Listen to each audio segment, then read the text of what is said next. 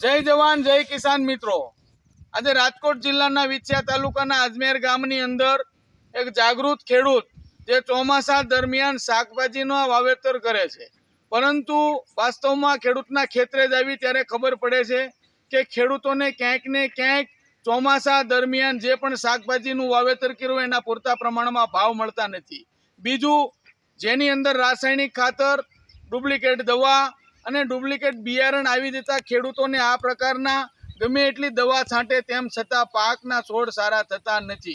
તો રાજ્ય સરકાર અને કેન્દ્ર સરકાર પાસે ખેડૂત સેવા સંગઠન ગુજરાતના માધ્યમથી અનેકવાર પત્ર લખવામાં આવ્યા કે ખેડૂતોને હાઇબ્રિડ ઓરિજિનલ બિયારણ આપવામાં આવે, બજારની અંદર મળતી ડુપ્લિકેટ દવા, ડુપ્લિકેટ ખાતર, ડુપ્લિકેટ બિયારણને રોકવામાં આવે અને ખેડૂતો દેવાદાર ન બને અને તમામ પ્રકારના ખેડૂતો સમૃદ્ધ થાય એ પ્રકારના બિયારણ છે એ ઓરિજિનલ ને હાઇબ્રિડ આપવામાં આવે એવી અમારી માંગ છે।